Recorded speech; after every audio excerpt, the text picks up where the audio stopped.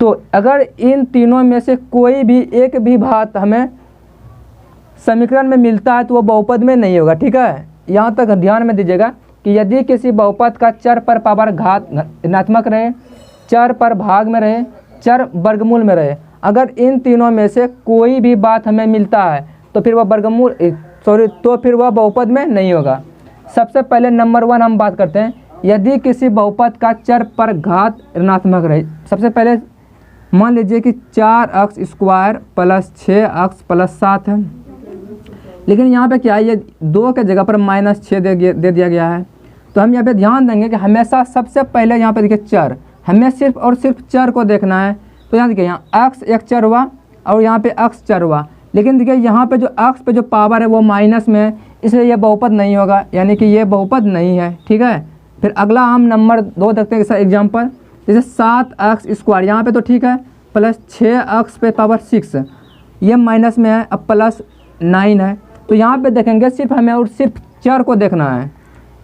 यहाँ इस बात का हम ध्यान देंगे कि चर पे पावर क्या है। तो यहाँ पे देखिए चर पे पावर 2 है, यहाँ पे चर पे जो पावर है वो माइनस में है। ठीक है, इसलिए यह बहुपद नहीं होगा, ये भी बहुपद मेरा नहीं हुआ। ठीक है, फिर अगला हम देखते हैं कि 7x square plus 6x plus 3 पर -3। तो हमें सिर्फ और सिर्फ चर को देखना। ठीक है, आप यहाँ अचर पे पावर -3 देख के घबरा नहीं जाइएगा। ठीक है ना, तो यहाँ पे आपको फंसाने का कोशिश किया जाएगा।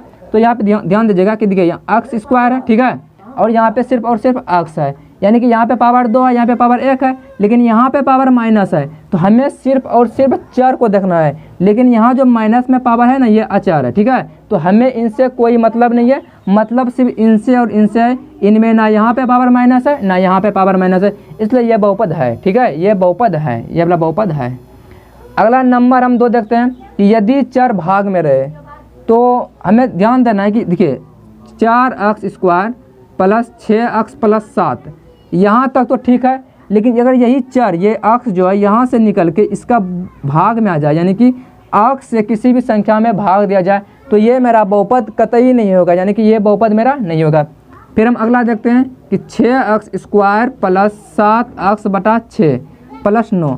यहाँ पे देखिए हमें सिर्फ और सिर्फ अचर को देखना है, हमें सिर्फ और सिर्फ अचर को देखना है, लेकिन यहाँ पे देखिए हमें सिर्फ और सिर्फ चर को देखना है, चर को।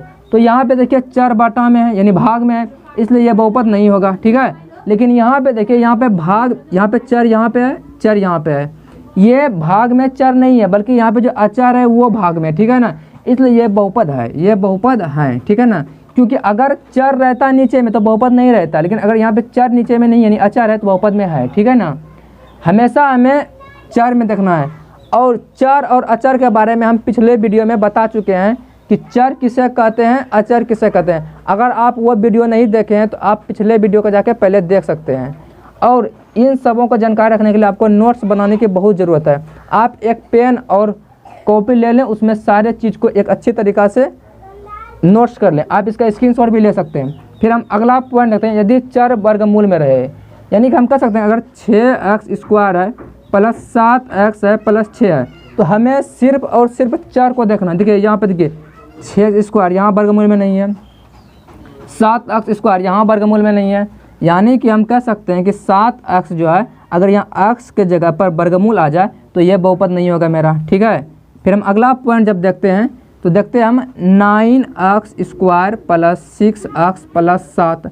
यहाँ पे हम ध्यान देंगे कि मेरा चर यहाँ पे ठीक है, यहाँ पे मेरा चर ठीक है, लेकिन यहाँ पे ध्यान दीजिए कि यहाँ पे मेरा चर भी नहीं है, तो इसका मतलब ये बहुपद है। लेकिन अगर इसी के जगह पे आ जाएगा 6x स्क्वायर, ठीक है, प्लस 7√x माइनस 9, तो हम यहाँ ध्यान देखेंगे, हमें सिर्फ और सिर्फ चर को देखना है। तो हम यहाँ देखेंगे यहाँ जो चर है वो चर रूट में है, ठीक है ना, यानी कि वर्गमूल में है, इसलिए बहुपद ये नहीं होगा। ठीक है, तो यहाँ पर हम ध्यान देंगे, इसी तरह हम पहचानेंगे कि कौन सा बहुपद है कौन सा बहुपद नहीं है। और इससे संबंधित एग्जाम में बहुत सारे ऑब्जेक्टिव और सब्जेक्टिव दोनों क्वेश्चन आते हैं, तो आप ध्यान से इनको देख लीजिए और इन्हें कॉपी में नोट्स कर लीजिए। अभी हम जानेंगे चतुर्थांश के बारे में। ठीक है, इनका इस चैप्टर में बहुत ज़्यादा उपयोग नहीं है, लेकिन यहाँ से सवाल आपको पूछा जाएगा। और इसका ज़्यादातर उपयोग है आपके 7 पॉइंट यानी कि निर्देशांक ज्यामिति में। तो अभी हम इसको समझेंगे कि ये चतुर्थांश क्या होता है, ठीक है। तो समझने के लिए आपको एक अच्छा सा ट्रिक बताते हैं हम कि मान लीजिए कि एक रावण है, ठीक है, और रावण अपनी मस्ती में खड़ा है, और जैसा कि आपको पता है कि रावण के 10 सिर हुआ करते हैं, ठीक है, लेकिन सिर रावण के कितने भी हो, हाथ उनके 2 ही थे, यानी कि उसके भुजा कितने थे, 2 ही थे, ठीक है। यानी कि हम अभी आपको बताएं कि ये जो खड़ा है ये रावण है और इसके ये 2 भुजा है, तो इसी आधार पे हम इस भुजा को भुज मानते हैं, ठीक है ना। ये परीक्षा में आपको पूछा जाता है, यहाँ से क्वेश्चन ऑब्जेक्टिव में आपको हमेशा फंसेगा, ठीक है ना। तो इस चीज़ को आपको बहुत ही ध्यान से नोट कर लेना है, VVI में इसको लगा लीजिए, ठीक है ना, क्योंकि यहाँ से पूछा जाता है। ये भुज यानी कि रावण का जो ये हाथ की तरह है ये भुज कहलाएगा, इसे हम अक्ष मानते हैं और इसे हम एक्स डैश मानते हैं। ये अगर ये भुज हो गया तो ये आ जाता है मेरा कोटि, ठीक है ना। अगर ये भुज तो ये कोटि, और ये अक्ष तो ये एक्स डैश, और ये वाई और ये वाई डैश। यहाँ से आपको याद रखने के बाद हमें इस बिंदु को ध्यान देना है, इसे हम कहते हैं मूल बिंदु, मूल बिंदु, यानी कि इसे हम बोल सकते हैं कि मूल बिंदु का निर्देशांक, निर्देशांक ये जो होता है ना मूल बिंदु का निर्देशांक, ये याद रखिएगा कि 0 और 0 होता है। एग्जाम में आपको इससे कम से कम 5 क्वेश्चन पूछे जाएंगे, आप ध्यान से देखिएगा कि मूल बिंदु का निर्देशांक क्या होता है, तो आप हमेशा बताइएगा 0 0, ठीक है ना। और एक बात ध्यान रखिएगा कि ये जो है ये चतुर्थांश है, यानी कि अगर हम इसे बाहरी घेरे बनाएंगे, इस तरह का घेरे बनाएंगे तो ये गोल घेरा बनाएगा, ठीक है ना। ये जब एक गोल घेरा बनाएगा तो ये पूरा जो बनाएगा वो 360 डिग्री का बनाएगा। आप सबको पता होगा, नहीं तो जान लीजिए कि एक वृत्त अपने पूर्ण रूप से 360 डिग्री का कोण बनाता है। तो ये जो पहला भाग है यहाँ से जाता है ये 90 का कोण बनाएगा, फिर अगला ये भाग 90 डिग्री का कोण बनाएगा, फिर ये भाग 90 का कोण बनाएगा, फिर ये भी 90 डिग्री का कोण बनाएगा। इसीलिए एक वृत्त को ये 4 भागों में बांटा गया है। तो ये जो होगा ये मेरा पहला भाग हो गया, और ये मेरा दूसरा भाग हो गया, ये मेरा तीसरा भाग हो गया, और ये मेरा चौथा भाग हो गया। इसे हम किस तरह याद रखेंगे कि ये जो है ये प्रथम चतुर्थांश, चतुर्थांश ये याद रखना होगा, ये प्रथम चतुर्थांश, और ये मेरा द्वितीय चतुर्थांश, ये मेरा तृतीय चतुर्थांश, ये मेरा चतुर्थ चतुर्थांश, ठीक है। यानी कि ये प्रथम चतुर्थांश हो गया, और ये द्वितीय, ये तृतीय, ये चतुर्थ चतुर्थांश।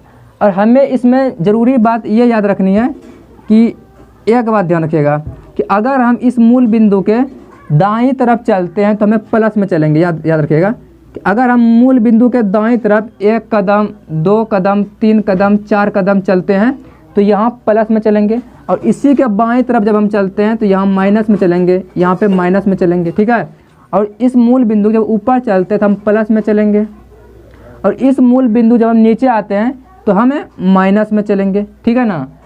यहाँ तक याद होगी आपको कि यानी कि अगर यहाँ हम इधर चलेंगे तो यहाँ +1 आ जाएगा, +2 आ जाएगा, यानी कि प्लस तो हम लिखते नहीं हैं, इसलिए हम 1 2 3 4 देखेंगे। और इधर जब आएंगे हम तो यहाँ पे हम क्या देखेंगे, -1 -2 -3, ठीक है। यहाँ पे माइनस देखेंगे, और नीचे भी हम देखेंगे -1 -2 और -3। ऊपर में हम प्लस में 1, यहाँ पे 1 2 3। एग्जाम में हमें इस तरह पूछेगा कि प्रथम चतुर्थांश का निर्देशांक क्या होता है। तो एक बात याद रखिएगा कि जब हम इस छोटी ब्रैकेट में अंदर में लिखते हैं ना तो पहले अक्ष का मान होता है, फिर वाई का मान। ये हमेशा याद रखना है आपको कि किसी भी छोटी ब्रैकेट के अंदर में जब हम लिखेंगे तो पहले हम अक्ष का मान लिखेंगे, बाद में हम वाई का मान लिखेंगे। और अभी तुरंत आपको बताएं हम कि अक्ष के हम भुज कहते हैं और वाई को हम कोटि कहते हैं, तुरंत बताएं। तो हमेशा याद रखिए परीक्षा में आपको पूछेगा कि प्रथम चतुर्थांश का निर्देशांक क्या होता है, तो आपको निर्देशांक के चिन्ह क्या होते हैं, तो आपको ध्यान देना है कि यहाँ छोटी ब्रैकेट आपको लिखना है। तो सबसे पहले हम अक्ष का मान लिखते हैं, फिर हम वाई का मान लिखते हैं। तो हमें देखेंगे कि ये जो चतुर्थांश बना है ये किस किस रेखा से बना हुआ है। एक रेखा इससे बना हुआ है, एक इससे बना हुआ है, यानी कि यहाँ पहले x का मान आएगा फिर y का मान आएगा। इसलिए एक बात आप ध्यान दीजिएगा कि x का मान यहाँ प्लस में है इसलिए प्लस हो जाएगा, y का मान यहाँ प्लस में है इसलिए यहाँ क्या हो जाएगा प्लस होगा। यानी कि प्रथम चतुर्थांश में जो निर्देशांक के चिन्ह होंगे वो प्लस और प्लस होंगे, ठीक है। फिर नंबर 2 में देखेंगे, नंबर 2 में चिन्ह क्या होंगे, ये आपको बहुत ज़रूरी, ये चीज़ आपको याद रखना ही रखना है, चाहे कुछ भी हो जाए, क्योंकि यहाँ से एग्जाम में सवाल आपको बनेंगे, ठीक है। तो ध्यान दीजिएगा कि इसमें छोटी ब्रैकेट अंदर में पहले x का होता है मान फिर y का होता है। तो हमें देखना यहाँ पे ये है कि यहाँ पे x का चिन्ह माइनस में रहता है कि प्लस में रहता है, यानी कि मूल बिंदु के बाईं तरफ के सारे मान ऋणात्मक यानी कि माइनस में होते हैं, इसलिए हमें यहाँ क्या देना है माइनस में। और इधर फिर y का मान क्या होते हैं प्लस में होता है, यहाँ प्लस हो जाएगा। फिर तीसरा चतुर्थांश में हम देखेंगे, छोटी ब्रैकेट देंगे, फिर यहाँ पे ध्यान देंगे कि सबसे पहले x का मान यहाँ पे लिखा जाता है, यानी कि x का मान यहाँ माइनस में है और y का यहाँ मान किस में है माइनस में है। फिर 4 नंबर देखेंगे, यानी कि चतुर्थ चतुर्थांश में क्या होता है, तो हम देखेंगे कि x का मान और y का मान, यानी कि x का मान यहाँ जो है यहाँ से देखिए प्लस में है, यानी कि इस तरफ जो होता है प्लस में आता है, और यहाँ पे y का मान आता है माइनस में। तो आपको एग्जाम में इनसे 3-4 क्वेश्चन इस तरह पूछे जाएंगे। सबसे पहले पूछे जाएंगे कि मूल बिंदु का निर्देशांक क्या होता है, तो आप बोलेगा 0 0। फिर अगला पूछा जाएगा कि प्रथम चतुर्थांश का चिन्ह क्या होता है, तो प्लस प्लस। पूछा जाएगा इनमें से भुज क्या है, कोटि कौन से है। इन सबों का अभी आपको हम क्वेश्चन 1-2 कराएंगे तो आपको अच्छी तरीक़ा से याद हो जाएगा, ठीक है। चलिए इसके अलावा हम कुछ और चीज़ जानते हैं। यहाँ से आपको जो है बहुत कम सवाल बहुपद में मिलेंगे, आपको ज़्यादा से ज़्यादा सवाल 7.8 यानी कि निर्देशांक ज्यामिति में मिलेंगे, लेकिन इससे सवाल आएंगे जरूर, ये तो निश्चित है, ठीक है। किताब 10th का किताब निकाल लें, मेरे पास 10th का एनसीईआरटी बुक है जिसका हम प्रश्नावली 2.1 देखेंगे। यहाँ पे हम देखेंगे प्रश्नावली 2.1। आप एकदम से नोट्स बनाते चलिए, ठीक है ना। हम आपको शुरू से हर एक वीडियो आपको देंगे और इनमें आपको अच्छी तरीक़ा से पता चल जाएगा कि किस तरह का सवाल एग्जाम में आता है, आपको किस तरह से हल करना है, ठीक है। तो अभी हम पहला सवाल देखते हैं। सबसे पहला सवाल देखते हैं कि उसी तरह जैसा आपको हम बताए थे तुरंत कि ये है, ये दिया गया है, ठीक है ना, ये और ये इस तरह का दिया गया एग्जाम में, ठीक है ना। इसमें पूछ रहा है कि शून्यकों की संख्या, इसमें क्वेश्चन है कि शून्यकों की संख्या बताएं, यानी कि आपको बताना है कि इस सवाल में कितने शून्यक है, ठीक है ना। तो हम ध्यान देंगे, इससे तो हमें तुरंत अभी बताएं कि x और x डैश बोला जाता है, बुक में भी वैसा ही लिखा है, और यहाँ पे y और y डैश होता है। लेकिन इस पर एक बात दिखेगा कि इस पर एक और एक्स्ट्रा तीर है, यानी कि यहाँ से यहाँ तक, ठीक है ना। तो हमें बताना है कि इसमें कितने शून्यक होंगे, इस फिगर में, इस पिक्चर में, इस तस्वीर में कितने शून्यक होंगे, ठीक है। तो हमें इस बात का ध्यान रखना है कि ये केंद्र हो गया ओ, ठीक है ना। इसमें एक बात का आपको ध्यान ये रखना है कि x अक्ष को ये रेखा जितनी बार काटेगा उतना शून्यक होगा, ठीक है। तो आपको एक बात याद रखना है कि x अक्ष को जितनी बार ये रेखा काटेगा उतना ही शून्यक होगा। तो देखिएगा कि यहाँ पे इस रेखा x अक्ष को टच भी नहीं करता है, इसलिए इसमें शून्यकों की संख्या 0 होगी। शून्यकों की संख्या शून्य होगी, शून्य होगी, यानी कि एक भी शून्यक इसमें नहीं होगा, क्योंकि ये x अक्ष को एक भी बार टच नहीं किया है, इसलिए शून्यकों की संख्या 0 है।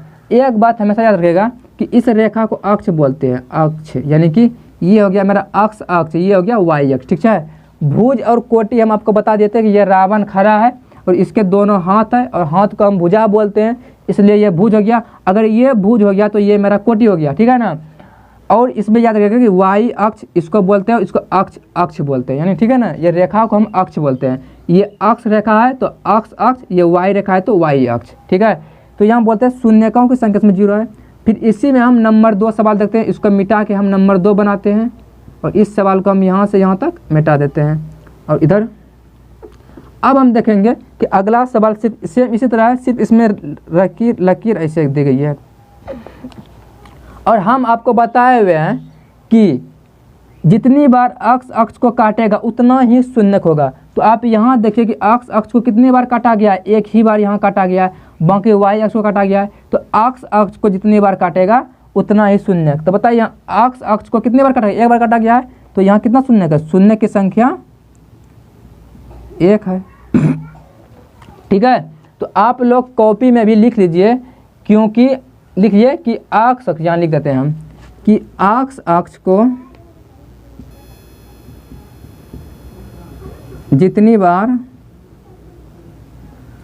प्रतिच्छेद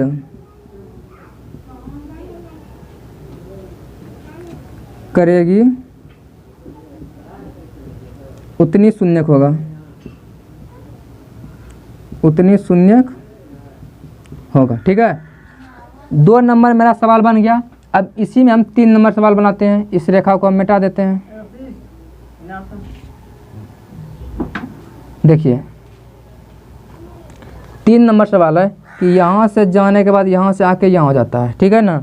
अब इस तरह के वीडियो हम देखेंगे कि अक्ष अक्ष को कितनी बार काटा गया है।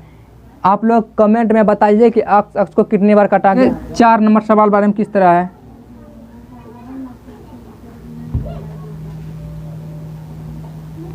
ये मेरा अक्ष अक्ष हो गया। और 4 नंबर जो सवाल है, 4 नंबर सवाल में सिर्फ और सिर्फ इस तरह का बना हुआ है, यानी कि हमें पता करना है कि शून्यकों की संख्या कितनी है। तो हमें एक बात का अच्छे से ध्यान देना होगा कि शून्य की संख्या जो है एक बार यहाँ पे काटा गया है, एक बार यहाँ पे काटा गया, यानी कि इस सवाल में शून्यकों की जो संख्या होंगी वो शून्य की संख्या 2 है। ठीक है, यहाँ पे शून्यकों की संख्या 2 है। अगर हम अगला नंबर देखेंगे कि 5 नंबर सवाल में किस तरह का है, तो हम ध्यान पे देखेंगे कि 5 नंबर का जो सवाल है वो इस तरह का बना हुआ है, यानी कि एक बार यहाँ पे जाके ऐसे आके यहाँ। अब यहाँ पे हम देखेंगे कि इसमें शून्यकों की संख्या कितनी है। तो हम सबसे पहले वही बात इसमें भी होगा कि अक्ष अक्ष को कितनी बार काटा गया है। हम यहाँ देखेंगे कि 1 बार, 2 बार, 3 बार, 4 बार। इसीलिए इस क्वेश्चन का आंसर होगा कि इसमें शून्यकों की संख्या 4 है। ये 4 मेरा आंसर हो गया। ठीक है, और हमेशा मेन बात याद ये आपको रखना है कि अक्ष अक्ष को जितनी बार प्रतिच्छेद करेगी उतनी बार शून्यक होगा। ठीक, तो देखिए यहाँ पे इसमें भी उसी तरह होगा कि अक्ष अक्ष को कितनी बार काटा गया है। हमें देखेंगे कि ये जो रेखा है ये अक्ष अक्ष को कितनी बार काटा है। तो देखेंगे सबसे पहले कि यहाँ 1 बार काटा गया है, यहाँ 2 बार, यहाँ 3 बार, यानी कि इसमें शून्यकों की संख्या जो है 3 होगी। ठीक है।